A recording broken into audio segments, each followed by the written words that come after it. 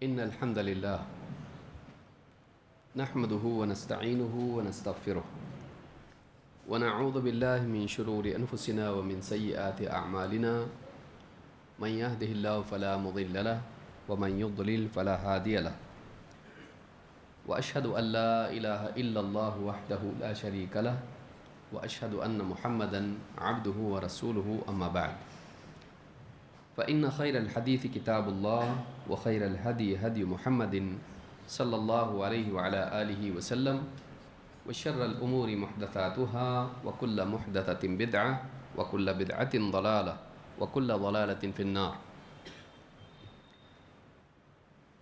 قال الله تبارك وتعالى وَلِكُلِّ قَوْمٍ هَادٍ. میرے محترم دینی بھائیوں، نوجوان ساتھیوں اور قابل احترام ماں اور بہنوں، قرآن کریم ساری انسانیت کے لیے ہے۔ اللہ رب العالمین نے ہر زمانے میں نبی اور رسول بھیجے۔ عموماً یہ نبی اور رسول کسی قوم کی طرف بھیجے جاتے تھے، چھوٹی قوم، بڑی قوم، تھوڑے لوگ، زیادہ لوگ، خاندان، پوری بستی۔ اللہ تعالیٰ اپنے حکمت سے، اپنے علم سے، اپنی حکمت سے نبیوں کو، رسولوں کو جن لوگوں کی طرف چاہتا بھیجتا، اور یہ انبیاء اور یہ رسول آتے اور لوگوں کو اللہ کا پیغام پہنچاتے۔ یہ سلسلہ ہمیشہ چلتا رہا، اسی لیے اللہ نے فرمایا وَلِكُلِّ قَوْمٍ هَادٍ، ہر قوم کے لیے ایک ہادی، رہنما، رہنمائی دینے والا، گائیڈ کرنے والا ہوا کرتا تھا۔ آخر میں اللہ رب العالمین نے محمد رسول اللہ صلی اللہ علیہ وسلم کو مبعوث کیا اور آپ کو ساری انسانیت کے لیے نبی اور رسول بنا کر بھیجا۔ آپ کسی ایک علاقے کے لیے نبی نہیں ہیں، آپ کسی ایک علاقے کے لیے رسول نہیں ہیں، ایک زمانے کے لیے، ایک دور کے لیے آپ کی نبوت اور رسالت ہو، نہیں۔ آپ سارے عالمین کے لیے نبی اور رسول بنا کر بھیجے گئے، اور آپ کی نبوت و رسالت قیامت تک کے لوگوں کے لیے ہے۔ اور آپ کو جو کتاب دی گئی قرآن کریم، یہ کتاب بھی ساری انسانیت کے لیے اور ہر دور کے لیے ہے اور قیامت تک کے لیے ہے۔ قیامت تک کے آنے والے جتنے مسائل ہیں ان کا حل اس کتاب میں ہے۔ قیامت تک کے آنے والے جتنے فتنے ہیں ان فتنوں کا رد، ان اشکالات کا جواب اس کتاب میں موجود ہے۔ ڈھونڈنے والے کی صلاحیت پر ہوتا ہے کہ وہ کتنا ڈھونڈ پاتا ہے اس میں، ملتا ہر ایک کو نہیں ہے۔ جتنا علم اور تقوی جس کے پاس ہوگا اللہ تعالیٰ اس کے لیے اتنا آسان کرتا ہے۔ اسی لیے قرآن کریم میں اللہ تعالیٰ نے فرمایا وَتِلْكَ الْأَمْثَالُ نَضْرِبُهَا لِلنَّاسِ وَمَا يَعْقِلُهَا إِلَّا الْعَالِمُونَ۔ یہ مثالیں ہیں جو ہم لوگوں کے لیے بیان کر رہے ہیں، اور انہیں صرف وہی سمجھ پاتے ہیں جو علم والے ہیں۔ تو معلوم ہوا کہ قرآن کریم کی کچھ باتیں ایسی ہیں کہ جن کو سمجھنے کے لیے کچھ علم ضروری ہے، خاص کر کے مثالیں۔ جیسے ابھی آپ نے نماز میں سورت سنی، سورہ النور، اور اس کا کچھ حصہ اور اس میں خاص اللہ نور السماوات والارض۔ آج اس بارے میں ہم نہیں بولیں کیونکہ پورا وقت نکل جائے گا ہمارا، وہ ایک مستقل درس چاہتا ہے۔ وہ جو مثال بیان کی گئی ہے تو آدمی سرسری طور پر پڑھ لیں اس کی سمجھ میں نہیں آتا ہے، اس کے لیے علم چاہیے۔ اور صرف معلومات نہیں، یعنی علم سے مراد انسان کو عربی زبان آتی ہو، اس کو تفسیر کے اصول معلوم ہو، اس کے ضمن میں کتنی احادیث ہیں، کتنے اقوال ہیں، یہ معلوم ہو۔ لیکن صرف یہ بھی کافی نہیں ہے، انسان کے لیے ضروری ہے کہ اس کے پاس تقویٰ بھی ہو، کیونکہ قرآن سے واقعی رہنمائی لینے کے لیے تقویٰ ضروری ہے۔ اللہ تعالیٰ نے قرآن کریم میں خود فرمایا ھدی للمتقین، یہ قرآن ہدایت ہے، رہنمائی ہے، کس کے لیے؟ متقین کے لیے، پرہیزگاروں کے لیے، اللہ سے ڈرنے والوں کے لیے۔ تو جب دل میں تقویٰ ہوتا ہے، جب زندگی میں تقویٰ ہوتا ہے، تو اللہ تعالیٰ انسان کے فہم کو اور زیادہ منور کر دیتا ہے، قوی کر دیتا ہے، باتیں سمجھ میں آتی ہیں، گہرائی تک سمجھ میں آتی ہے۔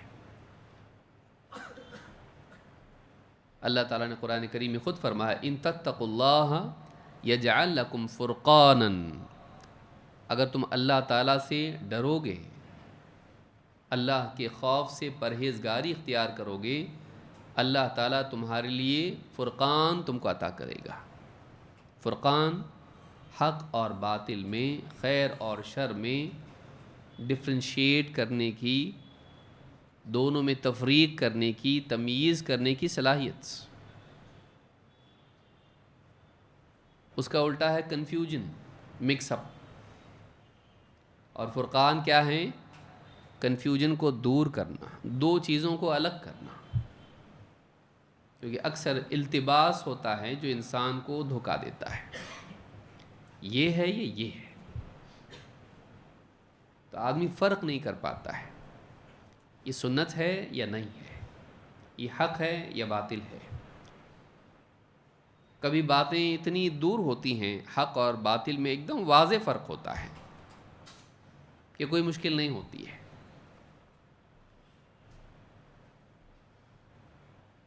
لا اکراہ فی الدین قد تبین الرشد من الغی، دین میں زور زبردستی نہیں، زبردستی کسی کو مسلمان بنانا نہیں، اسلام میں منع ہے۔ بہت سارے لوگوں کو معلوم نہیں ہے یہ، اسلام میں یہ منع ہے، کسی کو زبردستی مسلمان بنا سکتے نہیں۔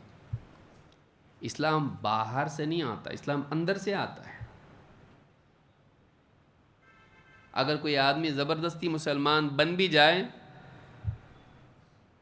اندر سے نہ ہو مسلمان اور باہر سے بن گیا، دباؤ کی وجہ سے، ڈر کی وجہ سے، لالچ کی وجہ سے، اندر سے نہیں ہے، اللہ کے ہاں وہ اسلام معتبر ہے ہی نہیں۔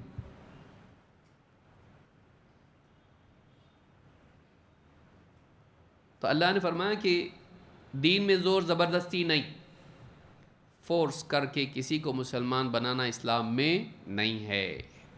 کیوں؟ قد تبین الرشد من الغی، بھئی زبردستی کرنے کی ضرورت کیا ہے؟ ہدایت اور گمراہی بالکل واضح ہو چکی ہے۔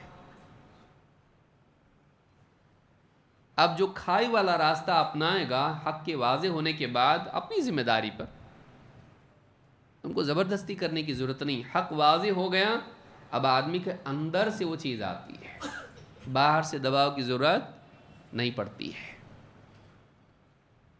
تو کبھی باتیں اتنی واضح ہوتی ہیں کہ یہ صحیح ہے غلط، لیکن ہمیشہ ایسا نہیں ہوتا ہے، کبھی معاملہ ایک دم التباس والا بھی ہو جاتا ہے۔ وَلَا تَلْبِسُوا الْحَقَّ بِالْبَاطِلِ، اسی لیے اللہ تعالیٰ نے اہل کتاب سے کہا حق اور باطل کو مکس اپ مت کرو، گڈمڈ مت کرو اس کو، حق میں باطل کی آمیزش مت کرو۔ کیوں؟ اس لیے کہ لوگوں کو کنفیوژن ہو جاتا ہے اس سے۔ اہل کتاب کیا کرتے تھے؟ کہتے تھے، مشرکین سے کہتے تھے ایک نبی آنے والا ہے عرب میں۔ کون بتایا؟ ہماری کتابوں میں لکھا ہوا ہے ایک نبی آنے والا ہے۔ تو یہ ہے نہیں، محمد صلی اللہ علیہ وسلم ہے نہیں۔ تو عرب میں نبی کے آنے کی پیشن گوئی ان کی کتاب میں ہے، یہ حق ہے کہ باطل؟ حق ہے، لیکن محمد صلی اللہ علیہ وسلم وہ نبی نہیں ہے، یہ کیا ہے؟ باطل۔ تو وہ لوگ ایک ساتھ دو باتیں ایسی بولتے تھے کہ آدھا سچ آدھا جھوٹ. اور اس کی کئی مثالیں ہو سکتی ہیں. تو بعض اوقات ایسا ہوتا ہے کہ کنفیوژن ہو جاتا ہے کہ انسان حق تک پہنچتے پہنچتے رہ جاتا ہے، کیونکہ بتانے والا اس میں باطل کی آمیزش کر دیتا ہے، اور انسان کے لیے پوری طرح سے حق کو سمجھنا مشکل ہو جاتا ہے، کبھی ناممکن ہو جاتا ہے. یا جیسے حدیث میں آیا ہے کہ الحلال بین والحرام بین وبینہما امور مشتبہات، حلال واضح ہے، حرام واضح ہے، بیچ میں کچھ ایسی چیزیں ہیں جو اشتباہ پیدا کرنے والی ہیں. اشتباہ ڈاؤٹ، کلیرٹی اس میں نہیں ہے. تو کبھی ایسا ہوتا ہے. محمد رسول اللہ صلی اللہ علیہ وسلم کو اللہ تعالیٰ نے نبی بنا کر بھیجا، اور آپ کو ایک ایسی کتاب دی جس میں لکھا ہوا ہے ھدی للمتقین، یہ متقین کے لیے ہدایت ہے. تو یاد رکھیں، قرآن کے صحیح فہم کے لیے صرف معلومات کافی نہیں ہے، اس کے لیے تقویٰ بھی ضروری ہے، کیونکہ اللہ تعالیٰ تقویٰ کی بنیاد پر اپنی طرف سے فہم عطا کرتا ہے. تفسیر پڑھ رہا ہوں میں، عربی سیکھ لیا میں نے، 4 کورس کی عربی کے، 5واں کر رہا ہوں. ٹھیک ہے، اچھی بات ہے، ہونا چاہیے. عربی کے بغیر قرآن کیسے سمجھے گا؟ عربی آ گئی مجھ کو، اب علماء کی ضرورت نہیں مجھے، فیل. تفاسیر کی ضرورت نہیں ہے، بس قرآن کی عربی سے قرآن سمجھ سکتے ہیں. وَلَقَدْ يَسَّرْنَا الْقُرْآنَ لِلذِّكْرِ، ماشاء اللہ دلیل بھی دے رہا ہے. ہم نے اس قرآن کو آسان کر دیا ہے ذکر کے لیے، یاد دہانی کے لیے، نصیحت کے لیے. لیکن کیا قرآن میں صرف نصیحت ہے؟ اس میں عقائد بھی ہیں، احکام بھی ہیں، مثالیں بھی ہیں، واقعات بھی ہیں، اس میں باطل کا رد بھی ہے، شبہات کا ازالہ بھی ہے، بہت ساری چیزیں ہیں. تو نصیحت کا پہلو آسان ہے، ہر چیز آسان نہیں ہے. کیونکہ اللہ نے دوسری جگہ مثالوں کے بارے میں کیا فرمایا؟ وَمَا يَعْقِلُهَا إِلَّا الْعَالِمُونَ، اسے علم والے، گہرا علم رکھنے والے ہی سمجھ پاتے ہیں. اب کہاں گیا وَلَقَدْ يَسَّرْنَا الْقُرْآنَ لِلذِّكْرِ؟ وہ اپنی جگہ ہے، یہ اپنی جگہ ہے.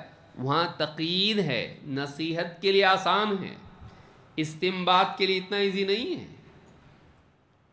استنباط کے لیے اور بھی صلاحیتوں کی ضرورت ہے، جس میں آخری اور اہم ترین چیز ہے تقویٰ، اللہ کا خوف. اگر یہ نہیں ہوگا تو انسان اپنے دل سے کچھ بھی بول دے گا.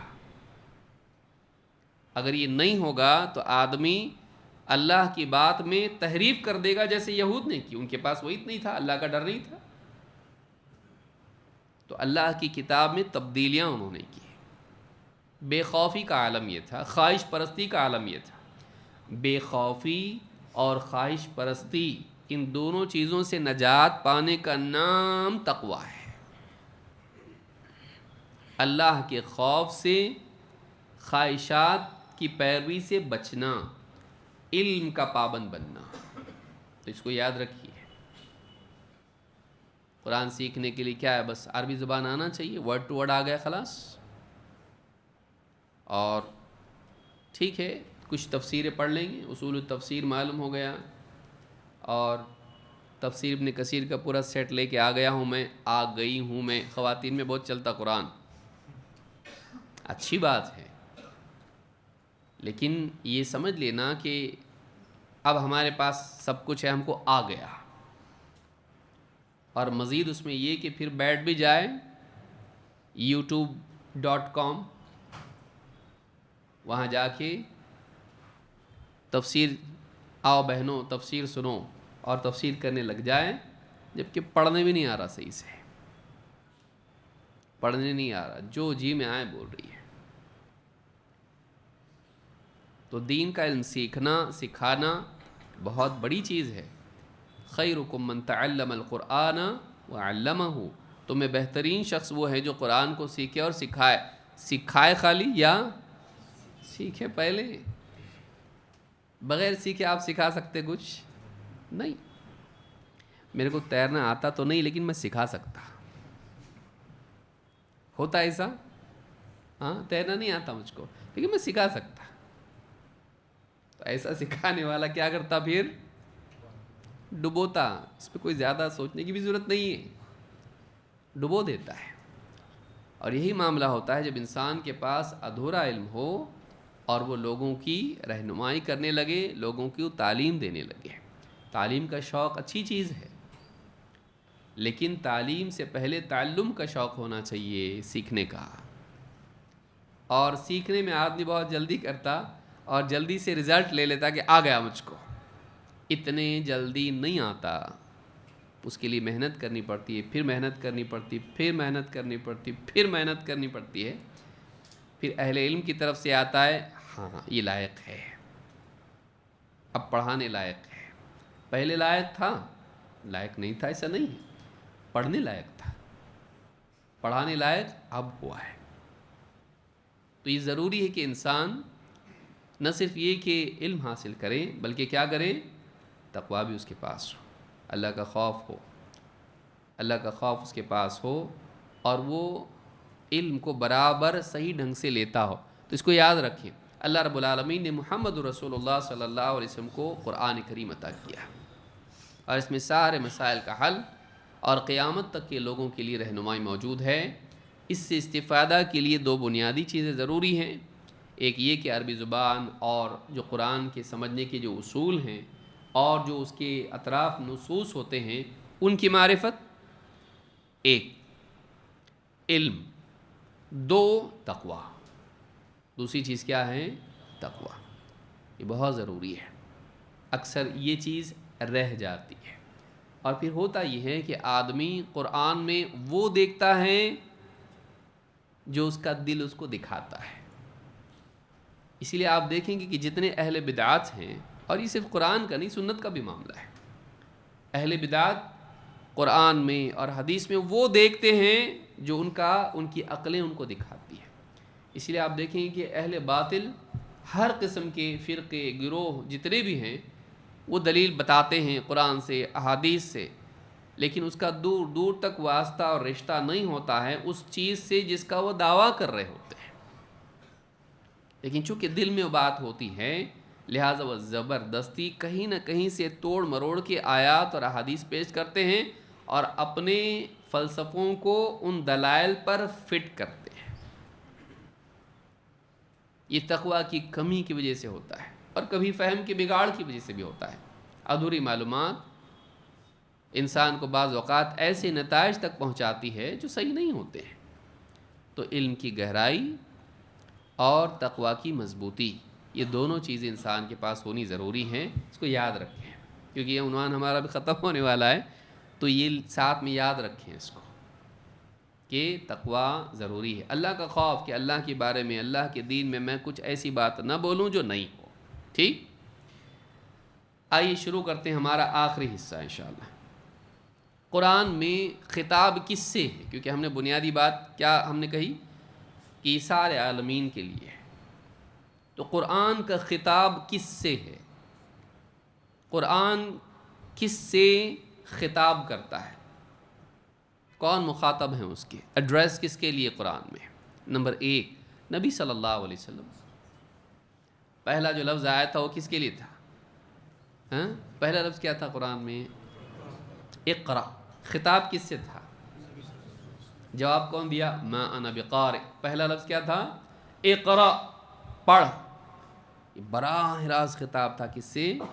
نبی کریم صلی اللہ علیہ وسلم سے, اور آپ کی تبعیت میں آپ کے تابع پوری انسانیت سے وہ خطاب ہے. پہلا خطاب آپ سے تھا. تو قرآن کریم میں یہ ان لوگوں کے لیے ہے جو کہتے ہیں کہ قرآن کریم نبی صلی اللہ علیہ وسلم کی لکھی ہوئی کتاب ہے. تو اپنے سے ہی بات کر رہے ہیں قرآن میں. غیر مسلم بعض اوقات ان کو معلومات نہیں ہوتی, وہ کیا سمجھتے ہیں محمد صلی اللہ علیہ وسلم گفا میں بیٹھ کے قرآن لکھے ہیں. نعوذ باللہ, قرآن کریم اللہ کی کتاب ہے, اور اس میں آپ کو مختلف مقامات پر نبی صلی اللہ علیہ وسلم سے خطاب ملے گا. اے نبی, اے رسول, اے مزمل، اے مدثر. تو قرآن کریم میں خطاب نبی صلی اللہ علیہ وسلم سے. مثلاً اللہ تعالیٰ فرماتا ہے یا ایھا النبی. بہت ساری آیتیں لیں گے تو پھر اور لمبا ہو جائے گا. کچھ آیتیں ہم اس میں سے دیکھیں گے. یا ایھا النبی انا ارسلناک شاہدا ومبشرا ونذیرا وداعیا الی اللہ باذنہ وسراجا منیرا. بہت پیاری آیت ہے یہ. اے نبی، نبی نبأ سے ہے، اور نبوہ کا بھی معنی اس میں پایا جاتا ہے، لیکن اصلاً یہ نبأ سے ہے. نبأ کا معنی کیا ہے؟ تفسیر ہو چکی ہے ہماری. عن النبأ العظیم. قبر. کس کی قبر؟ خبر. نبأ کا معنی ہوتا ہے خبر.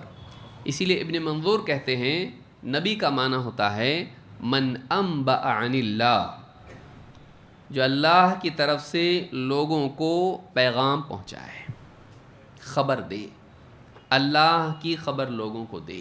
اس کو کیا کہتے ہیں؟ نبی. اور بعض علماء نے یہ بھی کہا اس میں نبوہ کا معنی بھی آتا ہے. نبوہ ٹیکڑی کو کہتے ہیں. زمین فلیٹ ہے لیکن زمین میں کیا ہوتی؟ کچھ اونچائیاں ہوتی ہیں. تو یہ نبوہ اس سے بھی جڑا ہوا ہے. تو انبیاء جو ہوتے ہیں اونچے مقام پر ہوتے ہیں، اور اخلاق اور کردار اور پرہیزگاری کے اعتبار سے عام لوگوں سے بلندی پر ہوتے ہیں. تو نبوہ اونچی ٹیکڑی کو کہتے ہیں. تو یہ بلندی کا بھی معنی اپنے اندر لیے ہوئے ہے نبی، لیکن اصل معنی اس کے کس سے ہیں؟ خبر سے. یا ایھا النبی، اے نبی، انا ارسلناک، ہم نے آپ کو بھیجا ہے رسول بنا کر. ارسلناک، بھیجنا. کیسے؟ شاہدن ومبشرا ونذیرا. 3 چیزیں اللہ نے بتائی. آپ کو گواہ بنا کر بھیجا ہے، آپ کو خوشخبری سنانے والا بنا کر بھیجا ہے، آپ کو لوگوں کو خطرے سے خبردار کرنے والا بنا کر بھیجا ہے. گواہ ہیں آپ اپنے دور کے. جو لوگ آپ کے پاس آئے، جن کو آپ نے دعوت دی، مانے نہیں مانے، آپ گواہ ہیں. ان کے بارے میں آپ کی گواہی مانی جائے گی. اور قیامت کے دن جب نوح علیہ السلام کی قوم ان کو جھٹلائے گی، ہمارے پاس تو کوئی آیا ہی نہیں بتانے والا، تو اللہ تعالیٰ ان سے کہے گا تمہارا کوئی گواہ ہے؟ وہ کہیں گے میرا گواہ محمد صلی اللہ علیہ وسلم کی امت ہے. تو یہ امت گواہی دے گی. ہم کو ہمارے نبی نے بتایا تھا کہ ایک نبی اور رسول آئے تھے، ان کا نام کیا تھا؟ نوح. انہوں نے اپنی قوم کو پہنچائے تھے، کیونکہ ہمارے پاس قرآن میں وہ بات ہے، ہم گواہ ہیں. تو پہلے رسول کی رسالت اور امانت داری کے ساتھ ذمہ داری ادا کرنے کی گواہی آخری رسول اور نبی کی امت دے گی. اور یہ امت صحیح بول رہی، اس کے اوپر گواہ کون بنے گا؟ محمد صلی اللہ علیہ وسلم. ہاں یہ صحیح بول رہے ہیں. تو آخری گواہی کس کی ہوگی؟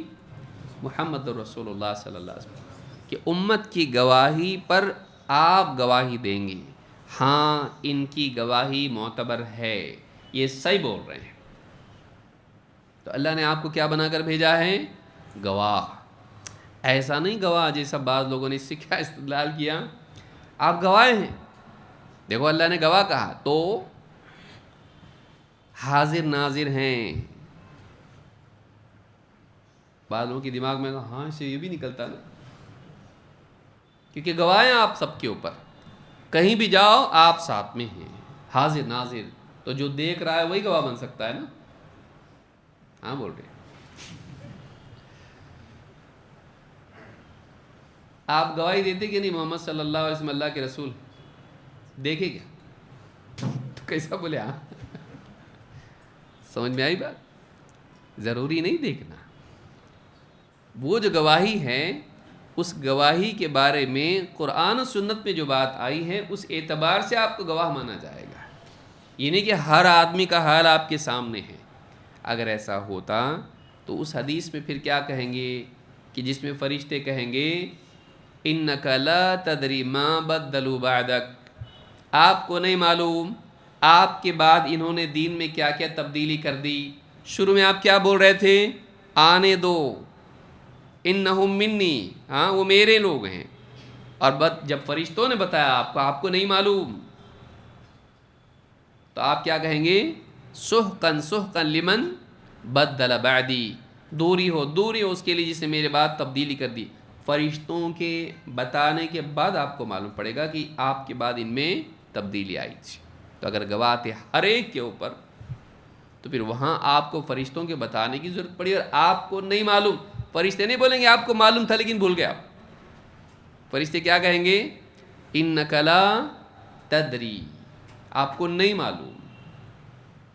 اس سے حاضر ناظر کی بھی نفی ہوتی، اور اس سے عالم الغیب کی بھی نفی ہوتی ہے کہ نبی صلی اللہ علیہ وسلم کو نہیں معلوم ان کا حال کیا ہوا بعد میں. تو آپ گواہ ہیں. سمجھ میں آیا گواہ کیسے؟ دیکھیے میں نے مثال اس لیے دی خاص طور سے کہ شاہد سے اگر آدمی کے پاس صحیح علم نہ ہو اور اس کے ذہن میں خرافت بیٹھی ہوئی ہو، غلط عقیدہ بیٹھا ہوا ہو، وہ دیکھتے ہی اس سے کچھ نہ کچھ بتنگڑ بنا سکتا ہے. اور شاہد کا مطلب یہ پھر عقل بنا کے گواہ رہتا اور یہ ہوتا. تو دیکھ رہے ہیں اللہ کے نبی صلی اللہ علیہ وسلم سب پر، نظر کرم سب پر ہے، یا رسول اللہ پکارنا شروع کر دے گا. تو بعض اوقات انسان غلط عقیدے، غلط اصول، غلط طریقے سے قرآن کو سمجھتا ہے، اور صحیح جگہ جانے کی بجائے غلط جگہ بھی جا سکتا ہے. یضل بہ کثیرا ویہدی بہ کثیرا. اس قرآن کے ذریعے سے اللہ بہتوں کو گمراہ کرتا ہے اور بہتوں کو ہدایت دیتا ہے. وما یضل بہ الا الفاسقین. لیکن اللہ گمراہ انہی کو کرتا ہے جو حدیں پار کر کے نکل جاتے ہیں. علم کی حد میں رہو، تقوی کی حد میں رہو، محفوظ رہو گے. انا ارسلناک شاہدا ومبشرا ونذیرا. اے نبی ہم نے آپ کو گواہ بنا کر، خوشخبری سنانے والا بنا کر، اور خبردار کرنے والا بنا کر بھیجا ہے. نذیر کا معنی ہوتا ہے ڈرانے والا. اب ترجمے آپ ورڈ ٹو ورڈ دیکھ رہے ہیں. خواتین حضرات اور مرد بھی، خواتین بار بدنام کیوں ہو، مرد بھی رہتے خالی ترجمہ دو بھائی، زیادہ ہم کو نہیں پڑھنا ہے اس لیے کہ ٹائم نہیں ہے، ٹینشن ہوتا بہت. Translation is enough for me. اب پڑھا اس میں ڈرانے والا بنا کر بھیجا ہے. اب پڑھا کہیں کہ دہشت گردی، ٹیررزم. اب کوئی غیر مسلم خالی ترجمہ پڑھے گا تو کیا ڈرانے والا. تو یہ جو بولا جاتا ہے نبی صلی اللہ علیہ وسلم کے بارے میں، دہشت گردی کی بات کہی جاتی کہ آپ ڈراتے تھے لوگوں کو، دھمکاتے تھے لوگوں کو.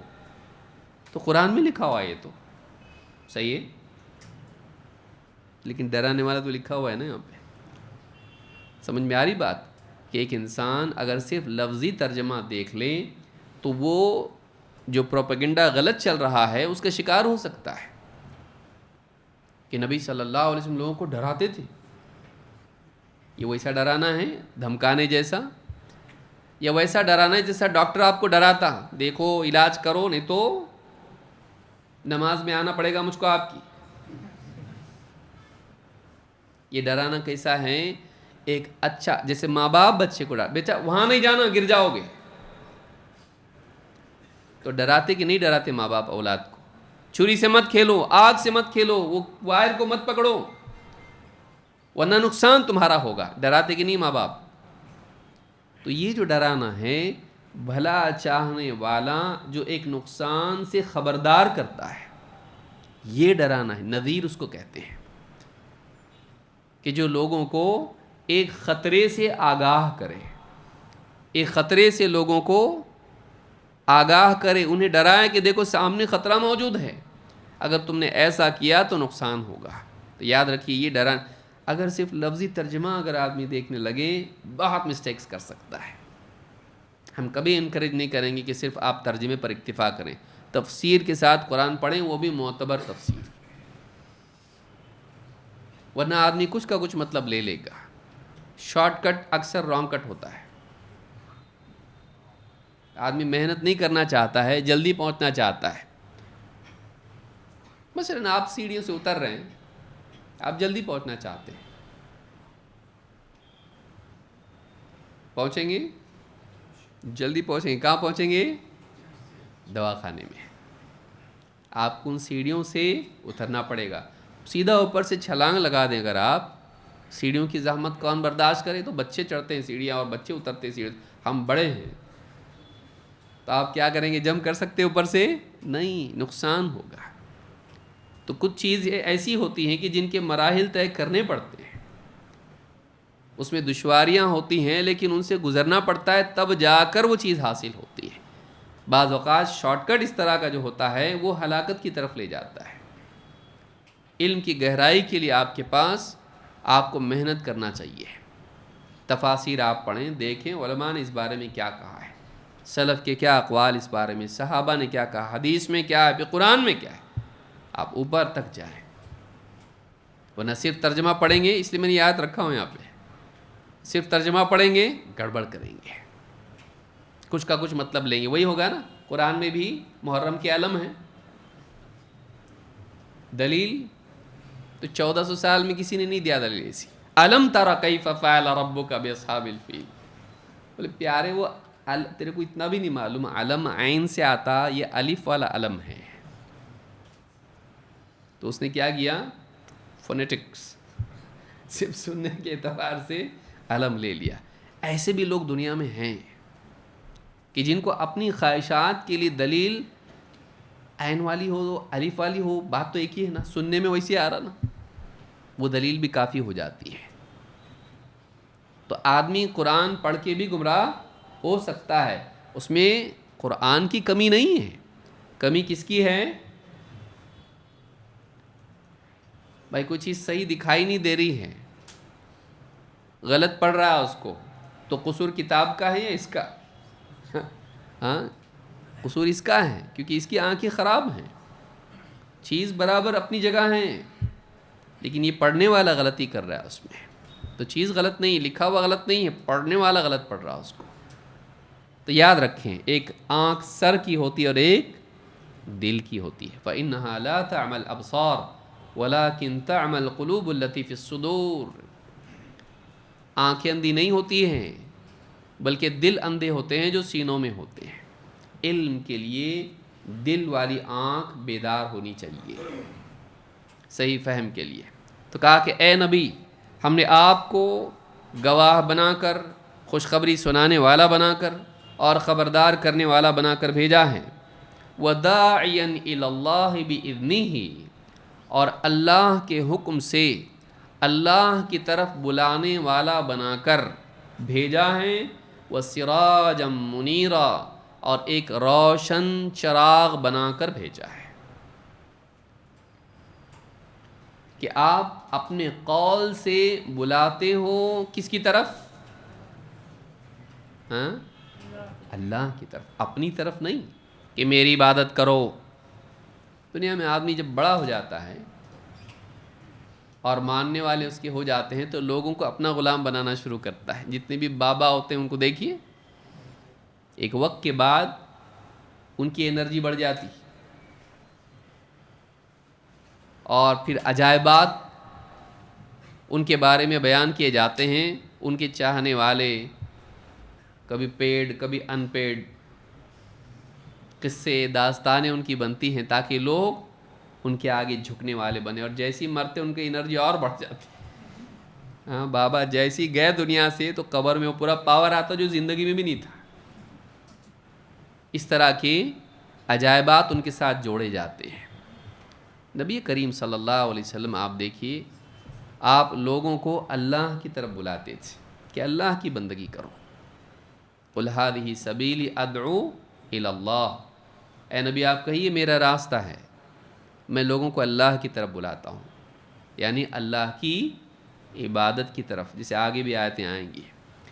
تو وَدَاعِيًا إِلَى اللَّهِ بِإِذْنِهِ، آپ لوگوں کو اپنی زبان سے اللہ کی طرف بلاتے ہو، یعنی اللہ کی توحید کی طرف، اللہ کی عبادت کی طرف. اور صرف یہ نہیں کہ آپ قول سے لوگوں کو دعوت دیتے ہو. وَسِرَاجًا مُنِيرًا، آپ اپنے وجود کے اعتبار سے، اپنی ذات کے اعتبار سے، اپنی شخصیت کے اعتبار سے، اپنی زندگی کے اعتبار سے ایک روشن چراغ ہو. چراغ بجھا ہوا بھی ہوتا لائٹ بند ہوتی کہ نہیں؟ روشنی دیتی؟ روشنی دینے والی ہے لیکن بند ہے، اندھیرا ہے، اس کے ہونے کے باوجود بھی اندھیرا ہوتا. چراغ پھونک دیے تو کیا ہو جاتا؟ تو آپ چراغ کو نہیں کہا، سراجن منیرا، ایسا چراغ جو روشنی دے، جو اپنے آس پاس کے اندھیروں کو ہٹا کے روشن کر دے، کہ اس کی روشنی میں دکھائی دے کہ کیا حق ہے، کیا باطل، کیا اچھا، کیا برا.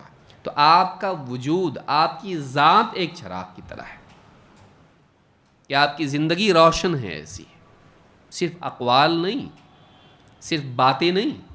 اس لیے کہ بہت سے رہنماؤں کی زندگیوں میں کیا ہوتا ہے؟ باتیں باتیں باتیں اور باتیں. لیکن نبی صلی اللہ علیہ وسلم اپنے قول سے لوگوں کو اللہ کا بندہ بناتے ہیں، اور اپنی ذات سے آپ کی زندگی میں ایسی بندگی ہے، اور آپ صلی اللہ علیہ وسلم ایسی شخصیت آپ کی ہے کہ وہ اجالا ہے لوگوں کے لیے. چراغ جس کے پاس ہو، جو چراغ لے کے چلے. چراغ آگے لے کے چلتے کہ پیچھے؟ ہاں، کامن سینس ہے. ہاں، چراغ کے پیچھے چلنا، اپنے آگے رکھنا پڑتا اس کو. تو چراغ جس کے پاس ہو، اس کے سامنے کیا ہو جاتی ہے؟ روشنی. اور وہ اس کے پیچھے پیچھے جب چلتا ہے تو ٹھوکر سے، کھائی سے اور گڑھوں سے بچتا ہے. تو اللہ نے آپ کو ایسا بنایا کہ آپ روشن چراغ ہو. جو آپ کے پیچھے چلے گا کبھی کھائی میں نہیں گرے گا، کبھی ٹھوکر نہیں کھائے گا، کبھی گڑھے میں نہیں جائے گا. تو اللہ نے آپ کو قول کے اعتبار سے بھی بتایا کہ آپ اللہ کی طرف بلاتے ہو، اور عمل کے اعتبار سے بھی اللہ نے بتایا کہ آپ کی عملی زندگی، آپ کی شخصیت، آپ کی خاموشی بھی لوگوں کے لیے ہدایت. اللہ کے نبی صلی اللہ علیہ وسلم کا چپ رہنا بھی لوگوں کے لیے رہنمائی ہے، کہ کب چپ رہنا، کب بولنا، کب غصہ ہونا، کب مسکرانا، کب غمگین ہونا. نبی صلی اللہ علیہ وسلم کی زندگی کی حرکات و سکنات، آپ کا قول و سکوت، آپ کا صمت و سکوت، سب کا سب انسانیت کے لیے رہنمائی ہے. آپ ایک روشن چراغ کی طرح ہے، جسے چراغ جو اس کو اپنے آگے رکھے وہ کبھی بھٹکے گا نہیں، کبھی بھٹکے گا نہیں. پیچھے نہیں کرنا کبھی اس کو، ہمیشہ کیا کرنا؟ چراغ کو آگے، خود اس کے پیچھے چلنا. نبی صلی اللہ علیہ وسلم کی پیروی انسان کے لیے رہنمائی ہے. تو اس میں آپ دیکھیں اللہ نے خطاب کس سے کیا؟ نبی صلی اللہ علیہ وسلم سے. اور ایک آیت دیکھتے ہیں. اب یہ تو تعریف والی بات ہوئی، لیکن اللہ تعالیٰ نے قرآن کریم میں نبی کریم صلی اللہ علیہ وسلم کو مختلف مقامات پر تنبیہ بھی کی ہے. اور یہ آیت ہم اس لیے ذکر کریں گے یہاں پر، تاکہ ان لوگوں کو جو یہ کہتے ہیں کہ یہ کتاب نبی صلی اللہ علیہ وسلم نے خود لکھ لی ہے، یہ محمد صلی اللہ علیہ وسلم کی لکھی ہوئی کتاب ہے قرآن، نعوذ باللہ، ان کی سمجھ میں آئے کہ کوئی انسان اپنی ہی کتاب میں اپنے ہی بارے میں تنبیہ ڈالتا ہے. یہ خود اس بات کی دلیل ہے کہ یہ کتاب اللہ کی ہے، اور نبی کریم صلی اللہ علیہ وسلم کتنے امانت دار تھے. قرآن کریم میں اللہ نے فرمایا، یا ایہا النبی، اے نبی، لما تحرم ما احل اللہ لک، آپ اپنے لیے وہ چیز کیسے حرام کرتے ہیں جو اللہ نے آپ کے لیے حلال کی ہے. لما تحرم ما احل اللہ لک. اچھا، پہلے بول دیا اے نبی کا مطلب یہ نہیں کہ نبوت سے ہٹا دیا جا رہا ہے یا اس طرح کی کوئی بات، پیار سے اللہ کہہ رہا ہے، لیکن تنبیہ اس میں ہے. اے نبی، آپ کا مقام اپنی جگہ باقی ہے، لیکن آپ اپنے لیے، امت کے لیے نہیں کیے، اپنے لیے آپ وہ چیز کیسے حرام کر لیتے ہیں جو اللہ نے آپ کے لیے حلال کی ہے. یعنی آپ کو یہ بھی اختیار نہیں ہے کہ اللہ تعالیٰ کی حلال کی ہوئی چیز کو آپ خود اپنے لیے بھی حرام کریں. اتنی بھی اتھارٹی آپ کو نہیں ہے. جو حلال ہیں آپ خود پوری انسانیت کے لیے نہیں، آپ اپنے لیے بھی اس کو حرام نہیں کر سکتے، یہ اختیار آپ کے پاس نہیں ہے. اسی لیے آپ دیکھیے ایک حدیث میں امت کے لیے بھی آپ کو پیاز، کچی پیاز اور اس طرح کی چیزیں پسند نہیں تھی جو بدبودار ہوتی ہیں، کیونکہ فرشتے رات دن آپ کے پاس کبھی بھی آ جاتے تھے اور فرشتوں کو بدبو پسند نہیں، تو آپ ایسی چیزیں نہیں کھاتے تھے جو بدبودار ہوں.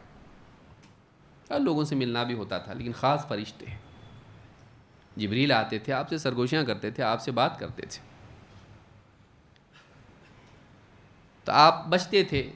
تو آپ کی اس ناپسندیدگی کو دیکھ کر بعض صحابہ کو محسوس ہوا کہ یہ شاید حرام ہے، ہمارے نبی کو پسند نہیں، غلط،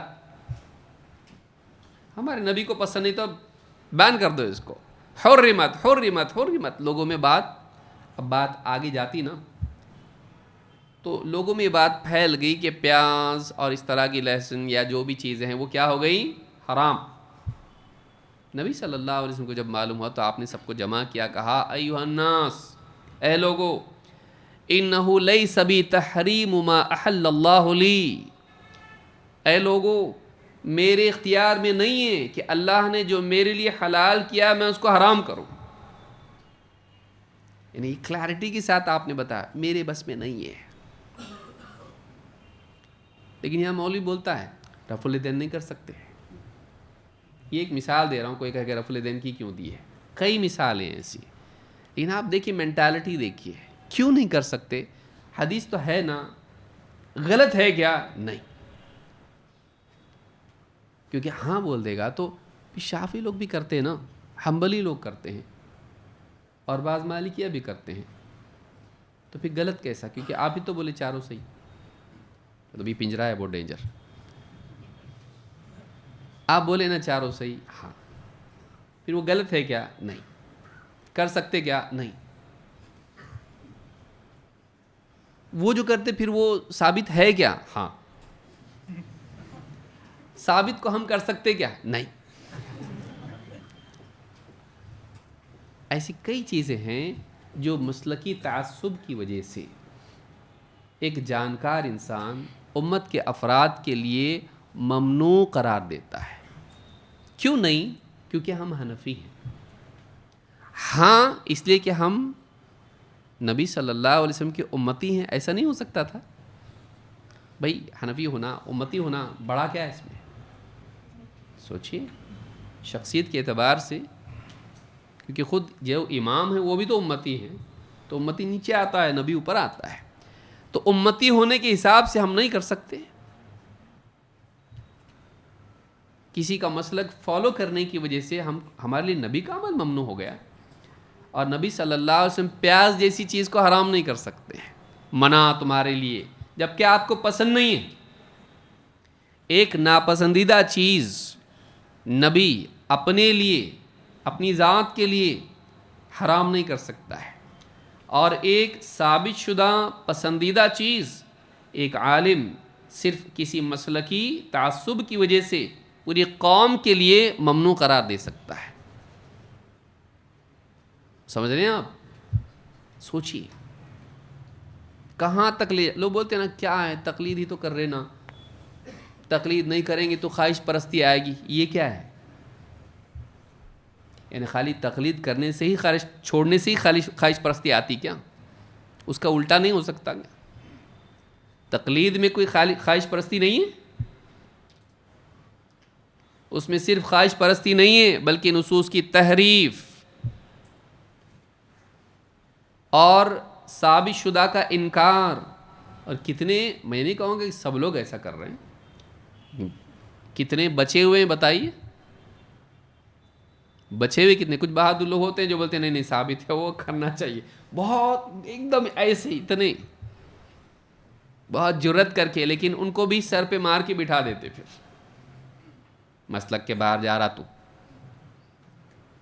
ہاں مختار قول کو چھوڑ کے تو جا رہا ہے، اور نبی مختار کا قول اور آپ کا فعل اس کو چھوڑ کے تو نہیں جا رہا. دیکھیے علمی تحقیق سے کسی کے نزدیک ایک چیز ثابت ہو جائے، ایک چیز ثابت نہ ہو، اور وہ علم کی وجہ سے وہ چیز کرے یا نہ کرے، ایک الگ معاملہ ہے. ہم ائمہ پہ تان نہیں کرتے ہیں، کیونکہ ائمہ میں، علماء میں، بڑے بڑے مجتہدین میں اختلاف ہوتا ہے، اور ایک کا اجتہاد ایسا اور ایک کا ایسا ہوتا ہے. وہ علم والے تقویٰ کی بنیاد پر، علم کی بنیاد پر فیصلہ کرتے ہیں. کبھی صحیح فیصلہ ہوتا ہے، کبھی صواب ہوتا ہے، کبھی خطا بھی ہو جاتا ہے. اور مجتہد کو اس کی خطا پر بھی ایک اجر ملتا ہے، لیکن تیرے سامنے ثابت ہونے کے بعد تو،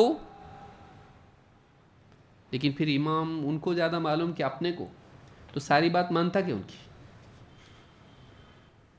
تو امام ہے نا، امام صاحب کا فتویٰ ہے قرآن پڑھا کے اس کی اجرت نہیں لے سکتے.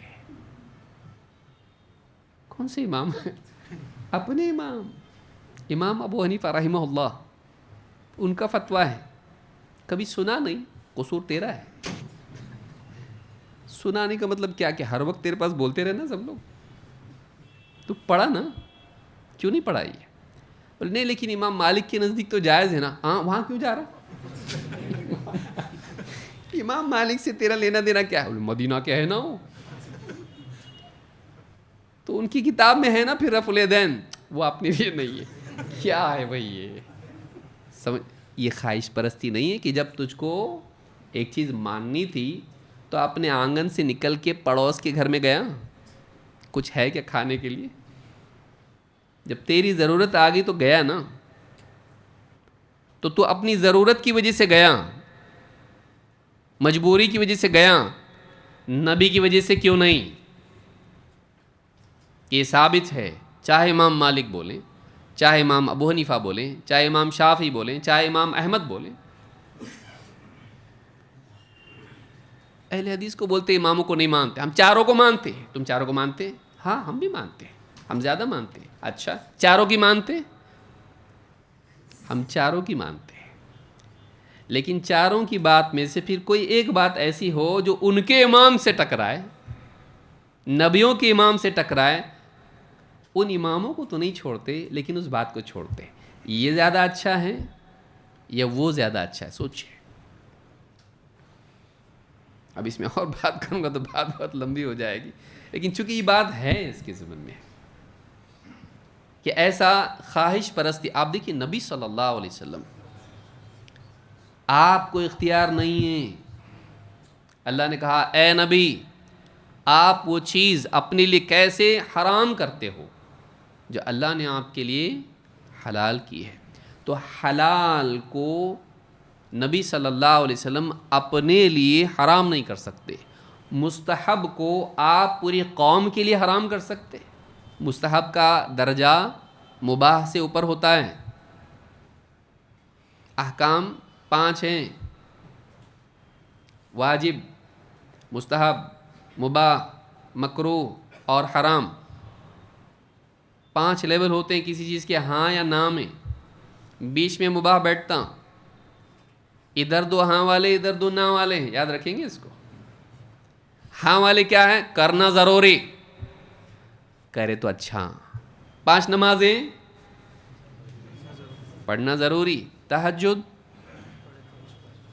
نہیں پڑھے تو اسلام سے باہر نہیں، پڑھے تو اچھا، نہیں پڑھے تو کوئی بات نہیں.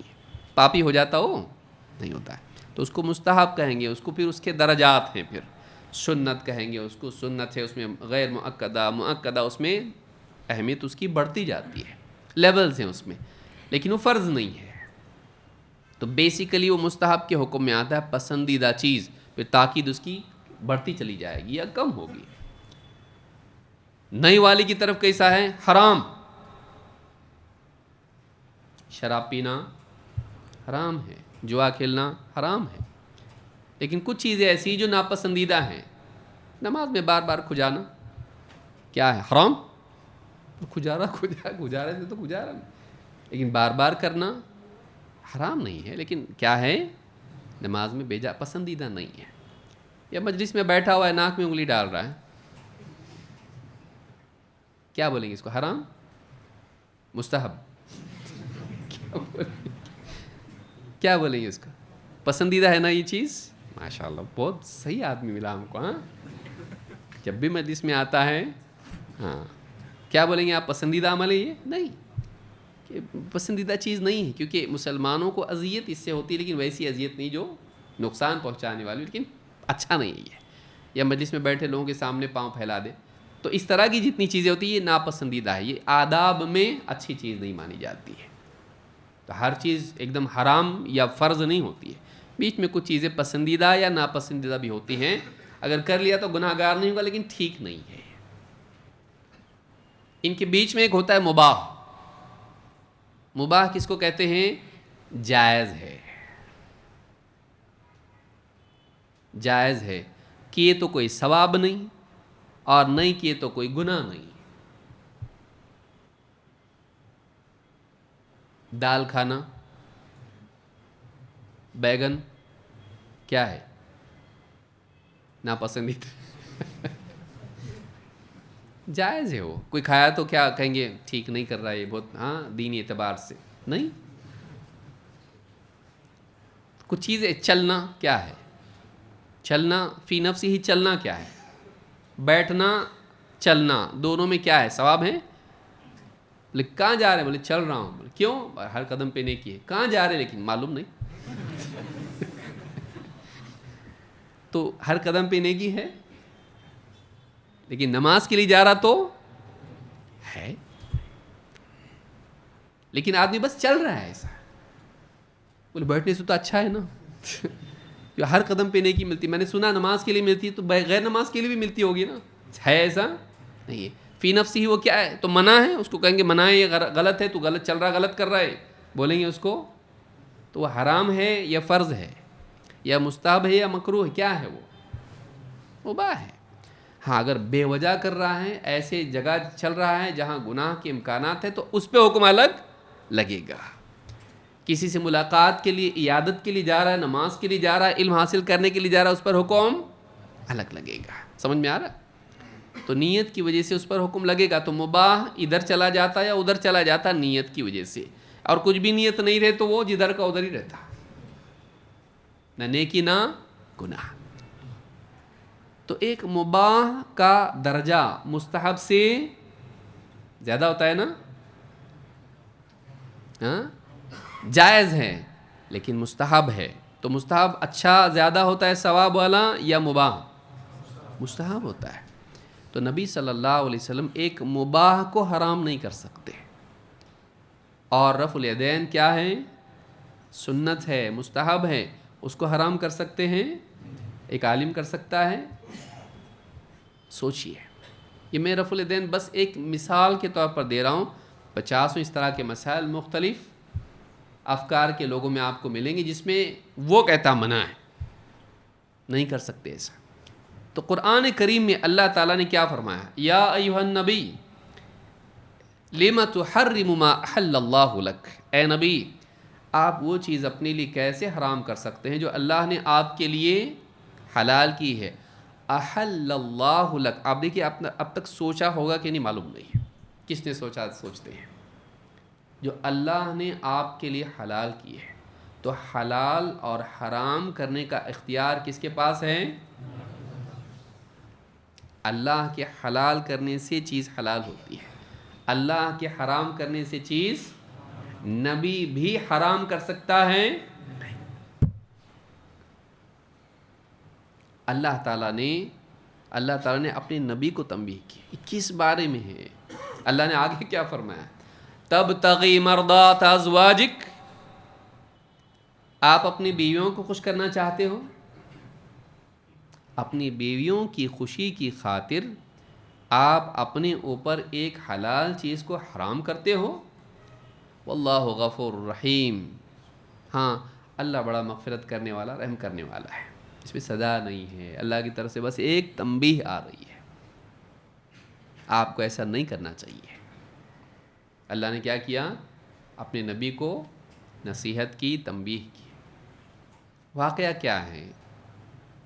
واقعہ بیویوں والا ہے، 2 بیویاں بہت محبت کرنے والی نبی صلی اللہ علیہ وسلم سے، حضرت عائشہ اور حضرت حفصہ رضی اللہ تعالیٰ عنہما۔ اب حضرت عائشہ کس کی بیٹی؟ حضرت حفصہ۔ اب نبی صلی اللہ علیہ وسلم، بیک گراؤنڈ کیا ہے اس کا؟ نبی صلی اللہ علیہ وسلم اپنی زوج محترمہ حضرت زینب بنت جحش کے پاس جاتے تھے، آپ کی باریاں تھیں، اس بیوی کے پاس، اس بیوی کے پاس، اس کے بعد اور کبھی کسی کے پاس جاتے تھے اور پھر جہاں کی باری تھی قیام وہاں رہتا تھا، رات میں وہیں پڑاؤ ہوتا تھا۔ تو حضرت زینب کے پاس جاتے تھے اور وہاں وہ آپ کے لیے شہد پیش کرتی تھی، اور وہاں پھر بہت دیر بھی ہو جاتی تھی۔ دونوں بیویاں چاہتی تھی کہ ہم کو زیادہ ٹائم ملنا چاہیے، بیوی چاہتی ہے نیک آدمی ہو تو ورنہ کیا اتنے جلدی کیوں آ گئے؟ بھئی نبی صلی اللہ علیہ وسلم کی صحبت، صحابہ بھی چاہتے تھے کہ آپ کے پاس زیادہ سے زیادہ آپ کے ساتھ رہیں، لیکن بیویاں، امتی بھی، طالبہ بھی اور بیوی بھی اتنی قربت والی ہے تو چاہیں گی کہ ہمارے پاس رہیں، زیادہ وقت ہم کو ملے۔ تو یہ دونوں نے پلاننگ کی ہے۔ یہاں بیوی کے حساب سے دیکھیں اس کو، بیوی شوہر کے معاملے کو سمجھیں آپ، کیونکہ ازواج مطہرات کے لیے عام مسلمانوں سے زیادہ دقت تھی، ان کی ریلیشن شپ بہت زیادہ اور مشکل تھی، کیونکہ عام لوگوں کے لیے کیسا تھا؟ نبی امتی، یہاں دو رشتے ہیں، نبی امتی وہ بھی، لیکن شوہر بیوی یہ بھی، ان دونوں کو جمع کرنا آسان نہیں ہے، ان دونوں کو جمع کرنا آسان نہیں ہے۔ تو کبھی یہ پہلو غالب آتا تھا، کبھی یہ پہلو غالب آتا تھا، اور انسان ہے۔ تو اب دونوں نے کہا کہ اپنے کو ٹائم زیادہ مل رہا نہیں، جب بھی یہاں جاتے لیٹ آ رہے ہیں، لوگ بھی آ جاتے ہیں، بات چیت ہوتی تو بعض اوقات دیر ہو جاتی تھی۔ تو ان کی چاہت تھی کہ ایسا کچھ کرتے ہیں کہ آپ زیادہ وقت وہاں نہیں رکے۔ تو وہاں جو شہد پی کے، آپ نے بتایا شہد پیتا ہوں، وہاں پہ بیٹھتا ہوں تو تھوڑا اور وقت بھی لگ جاتا ہے، تو دونوں نے مل کے پلاٹنگ کی ہے، انیسنٹ پلاٹنگ۔ کہا کہ ایسا کرتے ہیں جب نبی صلی اللہ علیہ وسلم آئیں گے تو بس ہم پوچھیں گے آپ نے مغافر کھایا کیا؟ مغافیر جو ہے گوند کی طرح ایک پیڑ سے نکلنے والا گوند جیسی چیز ہوتی ہے، جو ذائقے میں بہت میٹھا ہوتا ہے لیکن اس میں سے بدبو آتی ہے، لیکن وہ بدبو بھی بہت ہلکی ہوتی ہے لیکن ہوتی ہے۔ تو ہم پوچھیں گے جب آپ قریب آئیں بیٹھیں تو آپ مغافر کھائے کیا؟ تو آپ صلی اللہ علیہ وسلم کو بدبو پسند، اور مجھ سے بدبو آ رہی ہے، مغافر کی بو آ رہی ہے۔ تو ایک کے پاس گئے سیم کویشچن، دوسری کے پاس گئے سیم کویشچن، تو آپ کو لگا مطلب واقعی ادھر بھی بو آ رہی ہے ادھر بھی بو آ رہی ہے، مغافر کھائے آپ؟ نہیں، شہد پیا میں۔ تو آپ نے بتایا کہ اب میں شہد نہیں کھاؤں گا، وہاں شہد نہیں پیوں گا میں۔ تم جب شہد نہیں پئیں گے تو کیا ہو جائے گا ٹائم؟ تو آپ نے اپنے لیے کہا کہ میں نے اس کو اب اس کے بعد آج کے بعد میں کبھی شہد نہیں پیوں گا وہاں۔ تو وہ حلال تھا کہ حرام؟ آپ نے اپنے لیے کیا کر دیا اس کو؟ میں نہیں پیوں گا آج کے بعد کبھی نہیں۔ اللہ تعالیٰ نے اس پر آیت نازل کی ہے، کہا اے نبی آپ اپنے لیے وہ چیز کیسے حرام کرتے ہو جو اللہ نے آپ کے لیے حلال کی ہے؟ آپ بیویوں کو خوش کرنا چاہتے ہو، یعنی ان دونوں کی خوشی کے لیے آپ ایک حلال چیز اپنے لیے کیا کر رہے ہو؟ اپنے ہی بارے میں کوئی ایسی آیت نازل کرے گا اور قیامت تک کے امتی پڑھتے رہیں؟ بتائیے کتنا ٹف ہے یہ۔ اپنی بات کو ایک عام آدمی بھی جو تنبیہ کی ہو بتاتا، اپنی غلطی لوگوں کے سامنے بولتا کہ میں کل ایسی غلطی کیا، نہیں بولتا ہے وہ۔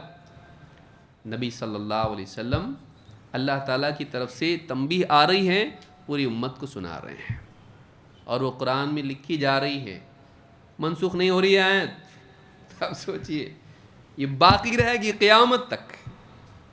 یہ امانت ہے ہمارے نبی صلی اللہ علیہ وسلم کی کہ اللہ تعالیٰ نے قرآن میں آیت نازل کی، اور یہ ایسی آیتیں بتاتی ہیں نبی صلی اللہ علیہ وسلم کی امانت داری کو، آپ کی شان بتاتی ہے کہ آپ نے کچھ چھپایا نہیں، آپ نے کچھ نہیں چھپایا۔ قرآن کریم میں اللہ تعالیٰ فرماتا ہے یا ایھا الرسول بلغ ما انزل الیک من ربک وان لم تفعل فما بلغت رسالتہ واللہ یعصمک من الناس۔ اے نبی، اے رسول. پچھلی آیتوں میں کیا تھا؟ اے نبی. اس آیت میں کیا ہے؟ اے رسول، اے پہنچانے والے. رسول کا معنی کیا ہوتا ہے؟ پیغامبر، میسنجر، پیغام لے کر جانے والا. کس کا پیغام؟ آپ کس کا پیغام لاتے تھے؟ رسول ایک فرشتوں میں ہوتا ہے کہ انسانوں میں بھی ہوتا ہے؟ فرشتوں میں رسول ہوتا ہے؟ ماشاء اللہ، جیسے پوچھے ویسے جواب دینا. فرشتوں میں رسول ہوتا ہے کہ نہیں؟ ہیں؟ فرشتوں میں رسول ہوتا ہے. جبریل کیا کرتے تھے؟ کس کا پیغام کس کے پاس لاتے تھے؟ تو رسول کس کو بولتے ہیں؟ بتایا نا، پیغام لے کر جانے والا. تو جاعل الملائکۃ رسلا اولی اجنحۃ مثنی وثلاث ورباع. اللہ تعالیٰ فرشتوں کو رسول بنا کر بھیجتا ہے، پروں والے، بازوؤں والے، دو دو، تین تین، چار چار. یزید فی الخلق ما یشاء. اور اس سے بھی زیادہ اللہ اپنی مخلوق میں جو چاہے بڑھا دیتا ہے. 600 پر جبریل کے، صرف 4 پہ رکا نہیں، بلکہ اور کہا کہ اللہ اپنی مخلوق میں جو چاہے بڑھا دیتا ہے. تو اس سے زیادہ پر والے بھی فرشتے ہیں. آپ نے جبریل کو دیکھا، 600 پر تھے ان کے. پورا آسمان ڈھک گیا تھا، اتنی بڑی شخصیت. نبی صلی اللہ علیہ وسلم ڈر گئے دیکھ کے، کبھی دیکھا نہیں تھا ایسا. تو فرشتوں میں بھی رسول ہوتا ہے، لیکن وہ رسول، فرشتوں والا رسول نبیوں کے پاس آتا ہے، پبلک کے پاس نہیں. نبیوں کے پاس آتے ہیں، اور پھر نبی رسول ہوتے ہیں، لوگوں کے پاس جاتے ہیں. سمجھ میں آئی بات؟ کہ اللہ کی طرف سے فرشتہ آتا ہے پیغام لے کے نبی کے پاس، رسول کے پاس، اور وہ رسول پیغام لے کر جاتا ہے لوگوں کے پاس. تو اے رسول، بلغ ما انزل الیک من ربک، آپ کے رب کی طرف سے آپ کے پاس جو نازل کیا گیا ہے پہنچا دیجیے. وَإِن لَّمْ تَفْعَلْ، اگر آپ نے ایسا نہیں کیا، فَمَا بَلَّغْتَ رِسَالَتَهُ، تو آپ نے واقعی اللہ کا پیغام پہنچانے کا حق ادا نہیں کیا. وَاللَّهُ يَعْصِمُكَ مِنَ النَّاسِ، اور اللہ تعالیٰ آپ کو لوگوں سے بچائے گا. اگر آپ کو ڈر ہے لوگوں سے کہ آپ حق بات بولیں گے تو لوگ نقصان پہنچائیں گے، نقصان جانی، مالی، اور کبھی عزت کا ہوتا ہے. آپ کو اگر لوگوں سے ڈر ہے تو آپ یاد رکھیں اللہ آپ کو بچائے گا لوگوں سے. واللہ یعصمک من الناس. تو یہ آپ کو اللہ کی طرف سے بتایا گیا تھا کہ آپ کو پہنچانا ہے، ایک بھی بات آپ چھپا سکتے نہیں. آپ نے ساری باتیں بتا دی، اور اللہ کی طرف سے ایسی آیات بھی نازل ہوئیں جن میں خود آپ کو کیا تھی؟ اللہ کی طرف سے تاکید و تنبیہ تھی. لیکن آپ نے اس کو بھی امت تک پہنچا دیا، بلکہ قرآن میں اس کو ثبت کر دیا. صحابی کو بلا کے آپ لکھواتے تھے، آپ نے لکھوایا ہے ابھی، اور آج ہم اس کو پڑھ رہے ہیں. بتائیے، خود لکھنے والا اپنے بارے میں ایسا لکھے گا؟ سوچیے. یہ اس بات کی دلیل ہے کہ اللہ کا کلام ہے، اور نبی کریم صلی اللہ علیہ وسلم واقعی اللہ کے رسول تھے، اور آپ بڑے امانت دار تھے، الصادق الامین. آپ نے اللہ کا سارا پیغام پہنچا دیا ہے. ایسی کئی آیتیں قرآن کریم میں جس میں اللہ تعالیٰ نے آپ کو تنبیہ کی. وہ خود ایک درس کا عنوان ہو سکتا ہے، جس میں یہ ثابت ہوتا ہے کہ نبی کریم صلی اللہ علیہ وسلم کتنے امانت دار تھے، کہ آپ نے ایسی باتیں بھی پہنچا دی جس میں اللہ کی طرف سے آپ کو تنبیہ آئی. اس کے بعد جو تفسیر کا سلسلہ ہمارا شروع ہوگا انشاءاللہ، اس میں ویسی صورت ہے عبس وتولی. تو یہ 3 آیتیں ہم نے دیکھیں جن میں ہمارے ایمان کے اضافے کے لیے اور ہماری دینداری کے بڑھنے کے اعتبار سے اور عقیدے اور منہج کے اعتبار سے کئی چیزیں ہم کو سیکھنے ملتی ہیں. اللہ رب العالمین ہم سب کو رسول اکرم صلی اللہ علیہ وسلم پر درود پڑھنے والا بنائیں، آپ کے نقش قدم پر چلنے والا بنائیں، اور قرآن و سنت کو تمام رائوں پر اور تمام اقوال و افعال پر ترجیح دینے والا بنائیں. اقول ھذا واستغفر اللہ لی ولکم.